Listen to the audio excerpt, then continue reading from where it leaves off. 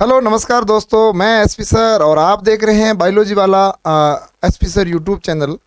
दोस्तों, हाल ही में रीट एग्ज़ाम के अधीनस्थ बोर्ड द्वारा आंसर की जारी की गई और आंसर की जारी करने के बाद आपत्तियों का दौर चला और 22 मार्च 2023 को अंतिम डेट थी आपत्तियां लगाने की। अब हर अभ्यर्थी के दिमाग में ये चल रहा है कि आपत्तियां लगने के बाद क्या प्रश्न डिलीट होंगे या नहीं होंगे। प्रश्न डिलीट होंगे तो हमारे अंकों पर क्या प्रभाव पड़ेगा, प्रश्न डिलीट कितने होंगे तो हमारे अंकों पर क्या प्रभाव पड़ेगा, हमारे को लाभ होगा कि नुकसान होगा। तो इस सारे चैप्टर को समझने के लिए आज हम उसकी एक गणित चर्चा करेंगे। सभी दोस्त जुड़ के रहना अंतिम तक। 4-5 स्टेप समझेंगे कि हमारे कौन से क्वेश्चंस डिलीट होने पर हमारे कितने नंबर आएंगे, हमें कौन से क्वेश्चंस डिलीट होने पर लाभ है और कौन से डिलीट होने पर हानि है। तो दोस्तों समझना, हम बात करते हैं जैसे रीट का पेपर ही मान लेते हैं और रीट का पेपर आपके 150 क्वेश्चंस का था और टोटल मार्क्स था आपके 300। कितना था टोटल, जो नंबर का अंक थे 300 का। और यदि देखा जाए कि प्रत्येक जो आपका क्वेश्चंस था वो 2 नंबर का था, ठीक है, और 150 क्वेश्चंस 300 नंबर के, प्रत्येक क्वेश्चंस का वेटेज था 2 नंबर। अब यदि बोर्ड के द्वारा हमने आपत्तियां लगाई और आपत्तियां लगने के बाद में बोर्ड ने भी मान लिया कि हाँ 2 क्वेश्चंस आपके डिलीट हो रहे हैं, तो जो कट ऑफ निकलेगी वो आंसर की, बोर्ड के द्वारा जारी की गई आंसर की के आधार पर उसमें जो क्वेश्चंस डिलीट हुए हैं, मान लेते हैं कि 2 क्वेश्चंस आपके क्या हो गए, डिलीट हो गए, तो हमारी जो कट ऑफ बनेगी वो 148 प्रश्नों की बनेगी। लेकिन दोस्तों 148 प्रश्न का जो कुल मार्क्स रहेगा, अंक रहेगा, वो 300 का रहेगा। लेकिन दोस्तों इसमें ये हो जाएगा कि जो प्रत्येक क्वेश्चंस का वेटेज 2 था ना, उसकी जगह इसका वेटेज बढ़ जाएगा प्रत्येक क्वेश्चंस का, और प्रत्येक क्वेश्चंस का वेटेज बढ़ करके 2.027 हो जाएगा।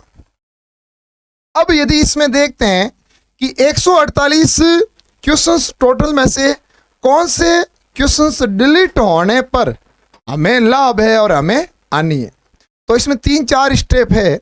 देखना दोस्तों, यदि एक हम नॉर्मल तरीके से एक साधारण तौर पे एक गणितीय विधि करते हैं, जैसे एक अभ्यर्थी है और उसके टोटल 148 सबको मालूम है, ठीक है ना, या फिर ऐसे भी मान सकते हैं नॉर्मल वाला कि आपत्तियां नहीं लगने से पहले हमारे कितने नंबर आएंगे। जैसे 150 क्वेश्चंस है और हमने राइट कितने किए, 150 में से हमने 100 क्वेश्चंस राइट किए, रॉन्ग कितने किए, 15 क्वेश्चंस रॉन्ग किए, और छोड़े कितने अभ्यर्थियों, तो हमने छोड़ दिए 35 क्वेश्चंस, ठीक है।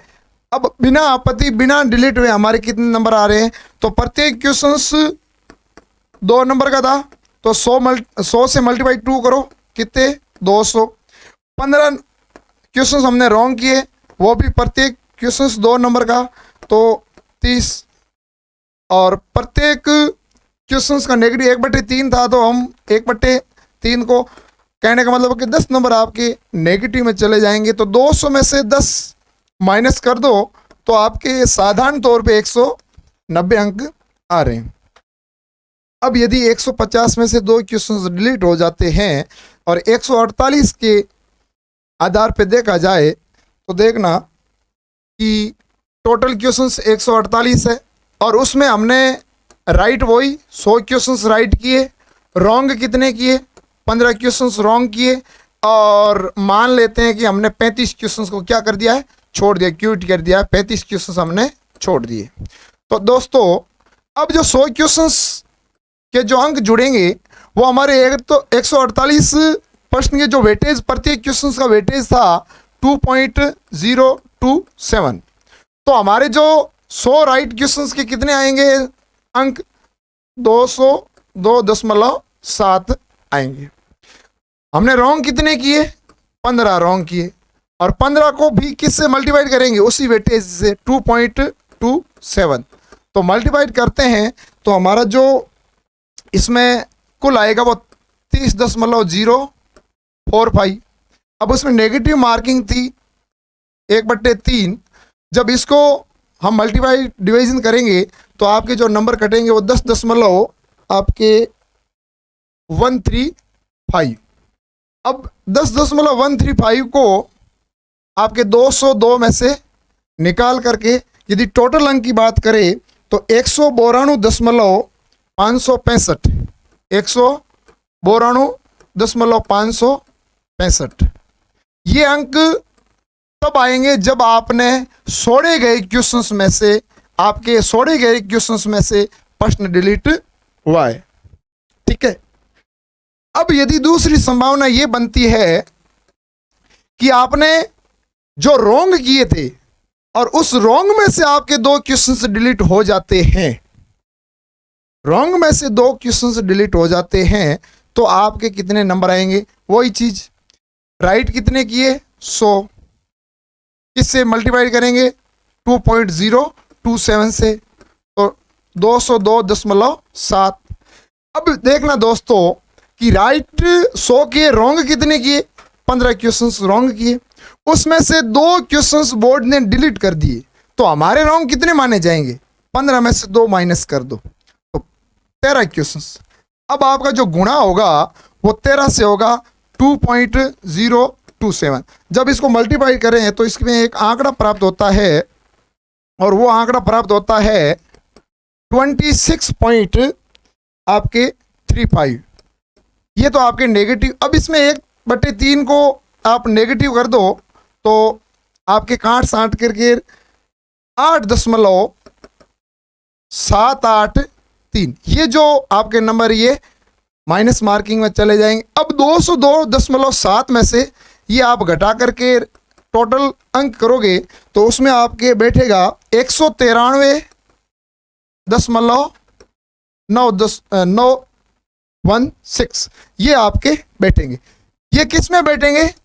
ये उसमें बैठेंगे कि जिसमें आपने रॉन्ग किए, उसमें से 2 क्वेश्चंस डिलीट हो गए, तब आपके ये इतने अंक बैठेंगे।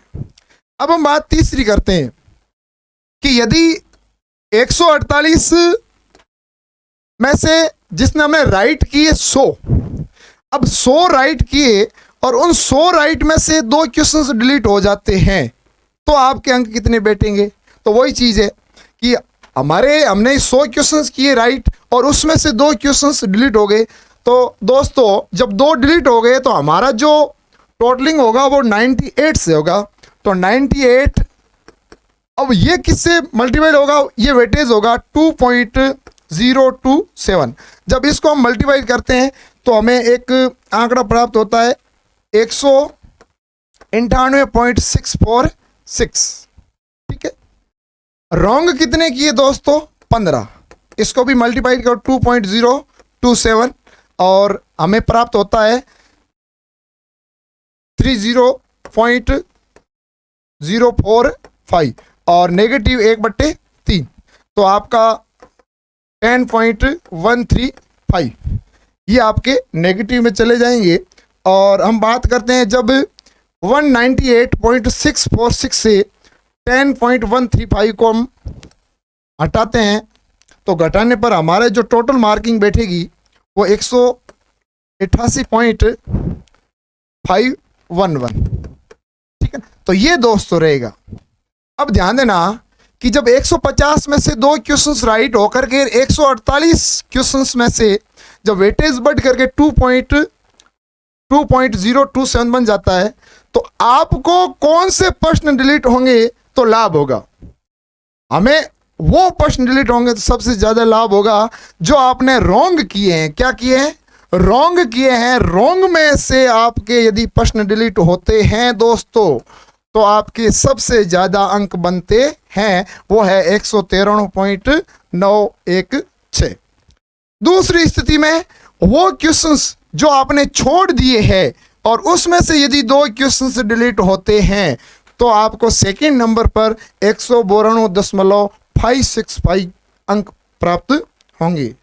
और यदि सबसे ज़्यादा नुकसान तो दोस्तों उसमें होगा जिसमें आपने राइट किए हैं, राइट में से 2 क्वेश्चंस डिलीट हो जाते हैं, तो आपके अंकों का मार्जिन बहुत डाउन हो जाएगा, वो 188.511।